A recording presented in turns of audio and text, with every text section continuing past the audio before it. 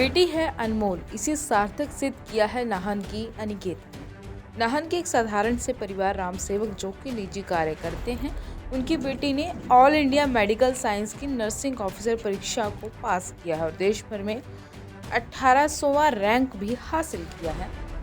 अनिकेता ने नाहन में ही आरंभिक शिक्षा पाई और BSc नर्सिंग किया और उसके बाद देहरादून में कोचिंग लेने के बाद अपने पहले प्रयास में ही राष्ट्रीय स्तर की परीक्षा पास करके न केवल अपने अभिभावकों अपितु पूरे जिले का नाम रोशन किया है। परीक्षा परिणाम की सूचना मिलते ही उनके घर पर लोग उन्हें बधाई देने पहुंच रहे हैं। अनिकेता इस सफलता का श्रेय अपने माता पिता को देती है, जिन्होंने उन्हें आगे बढ़ने का हौसला दिया। वहीं उनकी माता कौशल्या देवी ने बताया कि बेटी बहुत अनमोल होती है, उन्हें आगे बढ़ने के अवसर दिए जाएं तो वह अपने माता पिता का नाम रोशन करती है। नाहन से जितेंद्र ठाकुर की रिपोर्ट, AMI न्यूज़ हिमाचल। अनिकेता चौहान है और मैं नाहन से रहने वाली हूँ और आज मेरा रिज़ल्ट आया है। तो सबसे पहले तो मैं उसका श्रेय अपने माँ बाप को ही दूंगी। मैं उन दोनों की वजह से ही आज यहाँ तक आ पाई हूँ। उन्होंने मुझ पर इतना विश्वास रखा, मेरा हर जगह साथ दिया, जिसके कारण मैं आज यहाँ तक आई हूँ। और मेरी जो स्कूलिंग हुई है वो एवियन स्कूल से हुई है।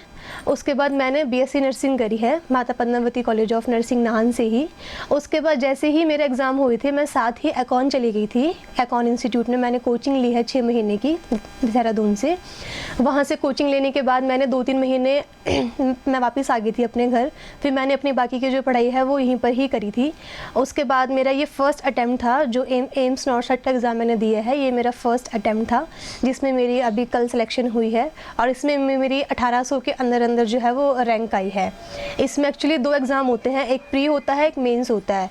तो जो पहले प्री हुआ था उसमें 1 लाख बच्चों ने एग्ज़ाम दिया था, जिसमें से स्टार्टिंग के जो 20,000 बच्चे थे वही क्वालिफाई हो पाए थे। उसमें मेरे 98% मार्क्स थे। उसके बाद अभी ये मेंस हुआ है, इसमें मेरी 1800 रैंक आई है ऑल ओवर इंडिया। तो इसमें मेरे से सिलेक्शन हुई है। और जब मैं अपनी कोचिंग ले रही थी, उस टाइम मैं कोचिंग के साथ 7-8 घंटे की स्टडी मेरी डेली हुआ करती थी कोचिंग के अलावा। उसके बाद जब मैं अपने घर आ गई थी, वैसे घर पे इतनी पढ़ाई होती नहीं है, पर फिर भी मतलब मैं मिनिमम 8-10 घंटे डेली निकालती ही थी। मतलब इससे ऊपर भी हो जाते थे, इससे कम तो नहीं होते थे। 8-10 घंटे तो मैं डेली ही मतलब मेरी पढ़ाई होती ही थी। बहुत से ऐसे फंक्शंस भी होते थे, घर में होता ही है, वो सब कुछ एक तरफ करके मैंने अपनी जो पढ़ाई है उस पर ही फोकस किया, जिसकी वजह से मैं आज यहाँ तक पहुँची हूँ। और सबसे बड़ी बात है कि माँ बाप का साथ था और ऊपर वाले का आशीर्वाद था, बस। नाहन की रहने वाली हूँ। आज मुझे बहुत खुशी हो रही है कि मेरी बिटिया ने एम्स में जो है वो टेस्ट को क्वालिफाई किया है।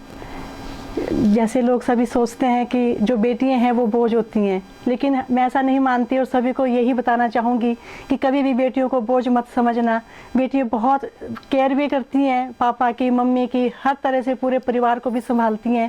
पहले अपना मायके में परिवार संभालती हैं, उसके बाद ससुराल जाकर भी अपना परिवार संभालती हैं। तो मेरी सभी से यही रिक्वेस्ट रहेगी आप सभी से कि बेटियों को आप पढ़ाएँ, अच्छी तरह से कोचिंग करवाएँ और जो है वो बेटियों को कभी भी बोझ ना समझें। आज मैं बहुत ज़्यादा खुशी है और मैं बहुत गर्व महसूस कर रही हूँ अपने बच्चे के लिए। Thank you sir.